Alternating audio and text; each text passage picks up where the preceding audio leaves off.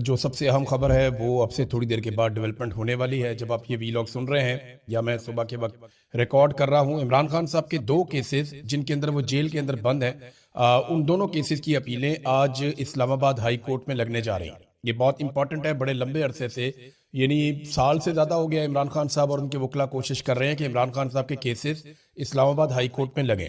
इमरान खान साहब के वकील सलमान सफदर साहब कई मरतबा ये कह चुके हैं कि ये केसेस बिल्कुल ठहरने के काबिल ही नहीं है, और अगर सुप्रीम कोर्ट या हाई कोर्ट में किसी भी जगह पे ये केसेस जाते हैं तो ये उड़ जाएंगे। इमरान खान साहब इन केसेस में रिहाई पा लेंगे। अब ये दोनों केसेस लग गए हैं और एक ही दिन लग गए हैं। और इससे पहले मैं आपको ये बताऊं कि 2 दिन पहले इमरान खान साहब की 9 केसेस में जमानतें मंजूर हुई हैं। 7 या 8 केसेस थे गालिबन, एक बुशरा बीबी का भी था। तो इमरान खान साहब के एक और अदालत से, जो लोअर कोर्ट है, वहां पे 9 मुख्तलिफ केसेस के अंदर या 8 मुख्तलिफ केसेस के अंदर जमानतें मंजूर हुई हैं, जिसमें 9 मई का भी था, उसके अंदर केस था आज़ादी मार्च वाला भी, उसके अंदर दीगर कुछ और केसेस थे। तो डिफरेंट टाइम के हवाले से इमरान खान साहब के, और जाली रसीदें बनाने का एक केस था। तो ये सारे केसेस में इमरान खान साहब की और बुशरा बीबी की पहले जमानतें हो चुकी हैं। अब इमरान खान साहब और बुशरा बीबी के 2 केसेस, जिनमें एक केस, ये अलग अलग अदालतें हैं, एक केस सुबह 9 बजे अभी लगा हुआ है जस्टिस खादम हुसैन सोमरू साहब के सामने, तोशा खाना वाले केस की अपील, और इसी केस में इमरान खान साहब गिरफ्तार हैं। और दूसरा केस जिसमें वो गिरफ्तार हैं या कैद काट रहे हैं, वो अलकादर केस की अपील है।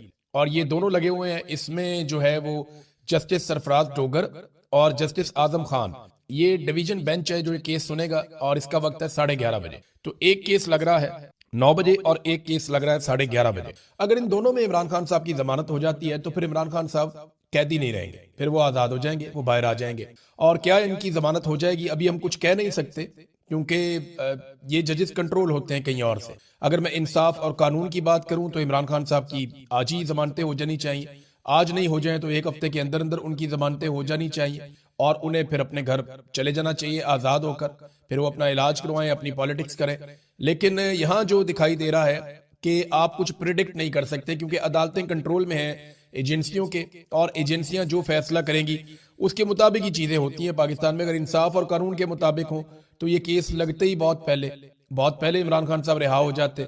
अब उम्मीद तो ये की जा रही है कि किसी दिन पाकिस्तान की एस्टेब्लिशमेंट को होश आए और वो ये गंद मारना बंद कर दे और जजों के ऊपर दबाव डालना बंद कर दे, तो फिर मेरिट के ऊपर इमरान खान साहब की रिहाई हो सकती है। और अगर इन 2 केसेस में इमरान खान साहब की, फर्ज करें आप, जमानत हो जाती है या उन्हें रिहा कर दिया जाता है, तो फिर किसी और केस में इमरान खान साहब को अंदर रखा जा सकता है। तो ये तो डिपेंड करता है पाकिस्तान की मिलिट्री एस्टेब्लिशमेंट पे, वो कितना दबाव महसूस कर रही है। देखिए 3 तरह के दबाव है एस्टेब्लिशमेंट पे। एक बात तो मैं आपको क्लियर कर दूं, जिस वक्त इमरान खान साहब की ये आंख का मसला उठा था ना, तो उस वक्त पाकिस्तान की मिलिट्री एस्टेब्लिशमेंट में बहुत खौफ फैल गया था, वो बहुत परेशान थे, और बहुत सारी जगहों पे बहुत सारे अहकामात भी जारी किए गए थे। उन्हें लगता था कि पाकिस्तान अचानक बांग्लादेश बन जाएगा, लेकिन पाकिस्तान तहरीक इंसाफ के साथ जब उन्होंने राब्ता किया तो तहरीक इंसाफ को बेवकूफ बनाने में वो कामयाब हो गए।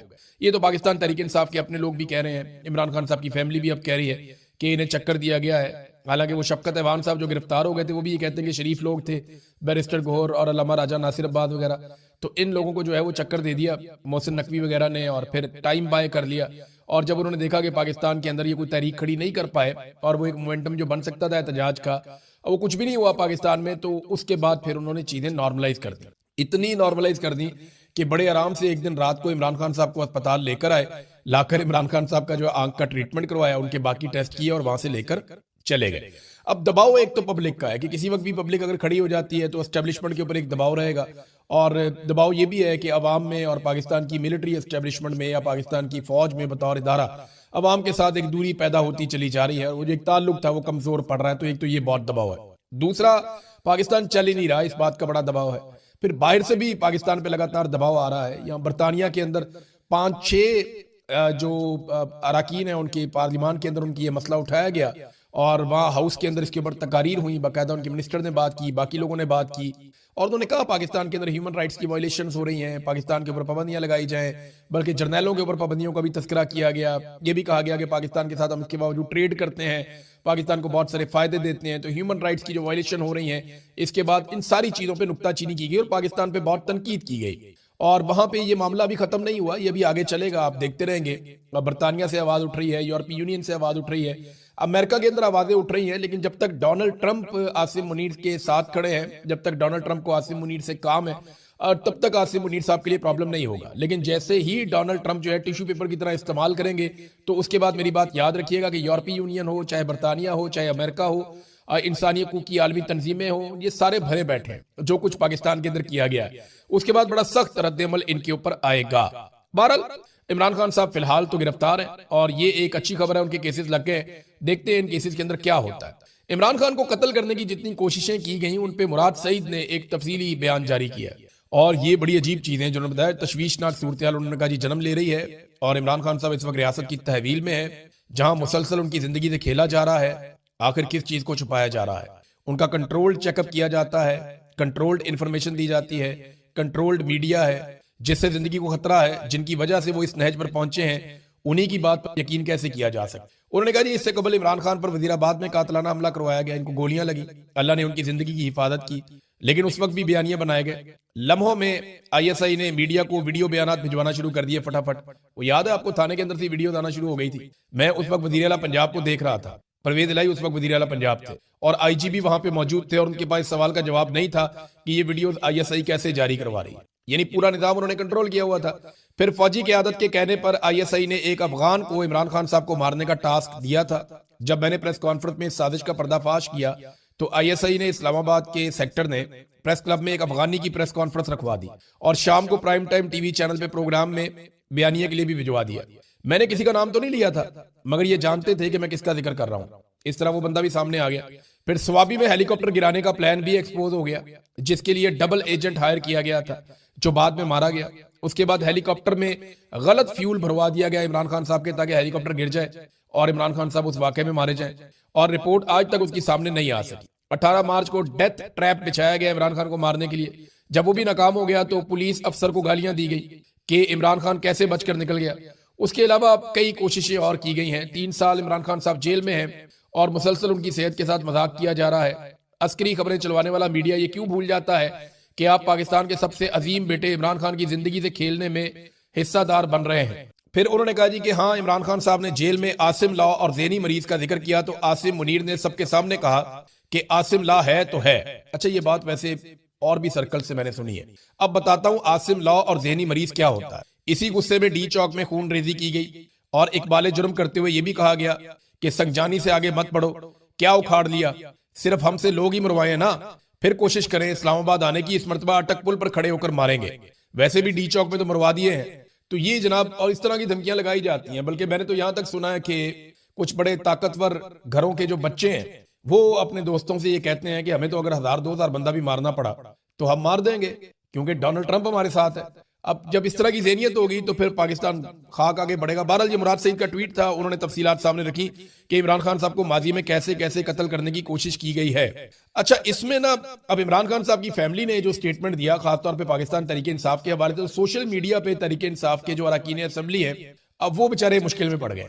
सोशल मीडिया कह रहा है कि जी इमरान खान साहब की बहनों ने भी अब कह दिया है कि आप लोगों ने कुछ नहीं किया, पाकिस्तान तहरीक इंसाफ कुछ नहीं कर रही इमरान खान साहब को जेल से निकालने के लिए या उनके सेहत के मामले में, बल्कि यहाँ पे आप लोगों ने धोखा खा लिया। और अब जो एक कदम उठाया जा रहा है जिससे सब लोग उम्मीद बांध के बैठे हैं, वो सुहेल अफरीदी की जानिब से इमरान खान रिहाई अमन फोर्स के क्याम का ऐलान है। इस पे एस्टेब्लिशमेंट ने बड़ी कोशिश की है।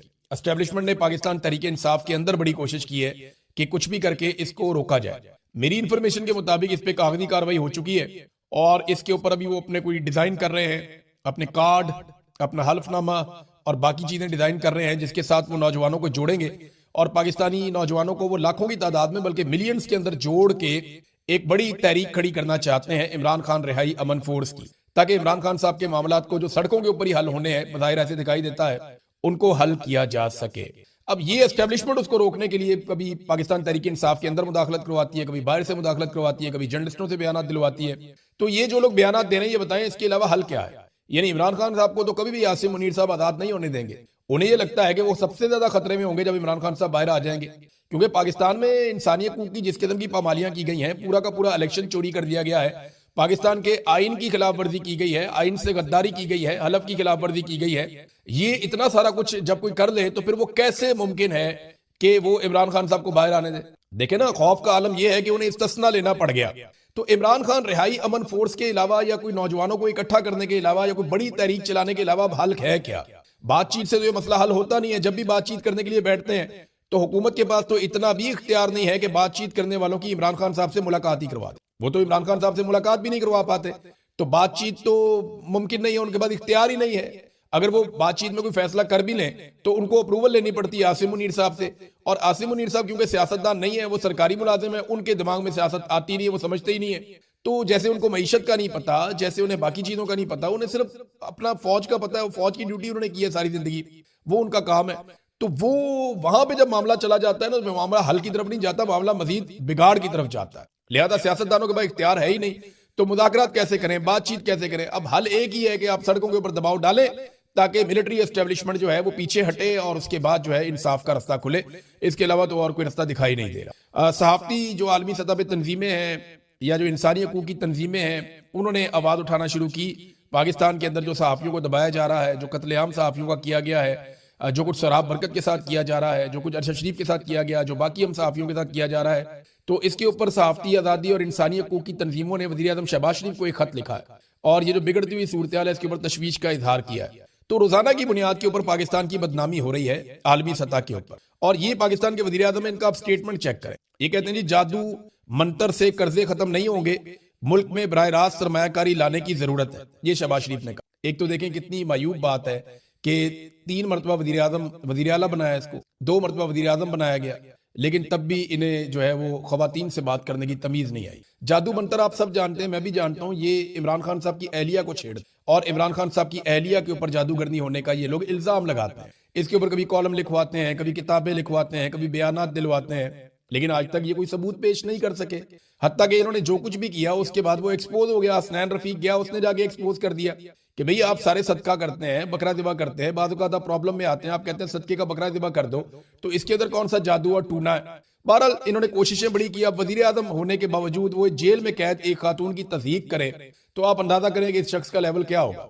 और वो ये कहते हैं कि कर्जे खत्म नहीं, तो कर्जे कैसे खत्म होंगे? पाकिस्तान की तारीख के सबसे ज्यादा कर्जे आपने लिए हैं। आपके मुंह से तो लफ्ज कर्जा अच्छा लगता ही नहीं शहबाज शरीफ साहब। यानी जितना कर्जा आपने ले लिया उतना कर्जा तो पाकिस्तान ने अपनी पूरी तारीख में लिया था। जितना कर्जा पाकिस्तान बनने से लेकर इनकी हुकूमत आने तक लिया गया 70-75 सालों में, उतना कर्जा गुज़िश्ता 3-3.5 सालों के अंदर शहबाज शरीफ साहब ने कल ही ले लिया। ये इन्होंने पाकिस्तान के अंदर नए से नया रिकॉर्ड खड़ा कर दिया।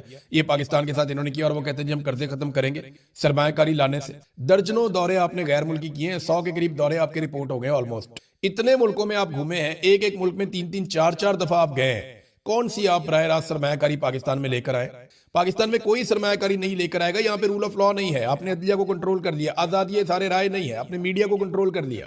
यहाँ पे अमनो अमान नहीं है, दहशतगर्दी लगातार बढ़ती जा रही है और ये एस्टेब्लिशमेंट की घटिया पॉलिसियों की वजह से हो रहा है। पाकिस्तान के अंदर कोई पाकिस्तान में सियासी इस्तेहकाम नहीं है और ये भी आपकी वजह से हो रहा है कि सबसे मकबूल लीडर को आपने जेल में डाला हुआ है। तो जब तक ये चीजें चलेंगी पाकिस्तान में सरमायाकारी नहीं आएगी। मारक बलोच को देखें ना, वो इतनी बड़ी आवाज है पाकिस्तान की, बलूचिस्तान की, पाकिस्तान का सबसे बड़ा रकबे के लिहाज से सूबा है, वसाइल से माला माल है, उसकी इतनी बड़ी आवाज है। मारंग बलूच हाई कोर्ट 3 महीने तक उनका मुकदमे का फैसला सुनाती है और फैसले को महफूज रखती है। छोटा सा मामला है कि जनाब हमने इनको बंद किया हुआ है, वो एमपीओ के तहत बंद किया था उनको, उसके बाद छोड़ नहीं रहे और मामला जो है वो सारे वो काबिल जमानत है वो सारे मामला। तो हाई कोर्ट ने जनाब 3 महीने के बाद महफूज फैसला सुनाया और फैसला ये सुनाया कि दूसरी अदालत में चले जाओ। ये हालात है पाकिस्तान के अंदर। तो ऐसी हालत में कौन पाकिस्तान के अंदर सरमायाकारी लेकर आएगा? जब आप बार बार ये कहते हैं कि इंडिया के साथ भी हम जंग करेंगे, हम इधर भी लड़ाई करेंगे, हम अफगानों के साथ भी लड़ेंगे, हम हालते जंग में हैं, हम दुनिया की जंग लड़ रही है, तो दुनिया क्यों पाकिस्तान के अंदर सरमायाकारी लेकर आएगी? आपने तो पाकिस्तान के अंदर एक बिला वजह की जंग शुरू की हुई है जिससे पाकिस्तान काफी हद तक जान छुड़ा चुका था। अब नाजरीन ये एक और खबर है और ये खबर ये बता रही है कि स्टॉक मार्केट पाकिस्तान की एकदम बहुत नीचे गिरी है और उसकी जो वजूहात सामने आ रही हैं उसमें शहजाद पराचा साहब हैं जर्नलिस्ट, उन्होंने भी खबर दी है कि इतला ये मिली है कि गैर मुल्की सरमायाकारों ने भी स्टॉक में अपनी सरमायाकारी निकालनी शुरू कर दी है। मजीद ये कि पाकिस्तान ने टोटल बैरूनी कर्जा 138 अरब डॉलर तक पहुंच गया है। इस कर्जे को कौन उतारेगा? अब गैर मुल्की सरमायाकार जब आपके स्टॉक एक्सचेंज में से पैसा निकाल रहे हैं तो इसका मतलब पता क्या है कि आपका क्रेडिट बिल्कुल खत्म हो गया। लोग आप पे और आपके मुल्क पे भरोसा ही नहीं कर रहे, आपकी हुकूमत पे भरोसा ही नहीं कर रहे और लोग पैसा निकाल के पाकिस्तान से बाहर लेकर जा रहे हैं। और आप कर्जा रोल ओवर करने के लिए कभी 1 महीने का कभी 2 महीने का टाइम लेते हैं यूएई से, वो 2 अरब डॉलर के लिए। ये नाजरीन पाकिस्तान की इन्होंने माशी सूरत हाल कर दी है। तो ये कैसे बराह रास्त इन्वेस्टमेंट पाकिस्तान के अंदर लेकर आएंगे, ये बात समझ से बाहर है। नाजरीन पंजाब हुकूमत ने जिन कसम खा ली है कि इन्होंने अवाम को कुछ देना नहीं है और खुद इन्होंने अय्याशी करनी है। पहले इन्होंने जनाब जहाज की बात हुई, ये बड़ा लग्जरी जहाज लेकर आ गए, पूरा इंडिया इतना अमीर है, इंडिया के पास बहुत पैसा है, उनके किसी वजीर आला के पास ऐसा जहाज नहीं है। और बहुत सारे अमीर अमीर मुल्क हैं, उनके जो हुक्मरान है उनके पास भी ऐसे जहाज नहीं है। गल्फ स्ट्रीम का जहाज जो है वो दुनिया के अमीर तरीन अयाश तरीन लोग इस्तेमाल करते हैं। ये जहाज सरकारी इस्तेमाल के लिए नहीं है, निजी इस्तेमाल के लिए है, अय्याशी करने के लिए, जो इन्होंने ले लिया। अब उसके बाद बजाय इसके कि माफी मांगे, इन्होंने अपने ब्यूरोक्रेट्स के लिए, वजीरों के लिए, वीआईपीज के लिए 108 गाड़ियां मजीद और लग्जरी गाड़ियां खरीदने का फैसला कर लिया। इसमें लैंड क्रूजर्स हैं, बुलेट प्रूफ गाड़ियां हैं, बहुत सारी लग्जरी गाड़ियां हैं। तो ये जनाब पंजाब हुकूमत की हिकमत अमली है। पंजाब असम्बली के अंदर जनाब जहाज उड़ाए गए एहतजाजन, लोग जहाज उड़ा रहे थे, इधर जहाज उड़ रहा है, उधर जहाज उड़ रहा है, एहतजाज कर रहे हैं, जनाब आप जहाज लेकर आ गए इतना महंगा 11 अरब का। तो मुझे एक वाकया याद आ गया। ये बात है सन 2000-2001 की है गालिबन। मैं कॉलेज में नया नया गया, तो एक जहाज उड़ता हुआ जो है ना वो मेरी सामने मेरे डेस्क के ऊपर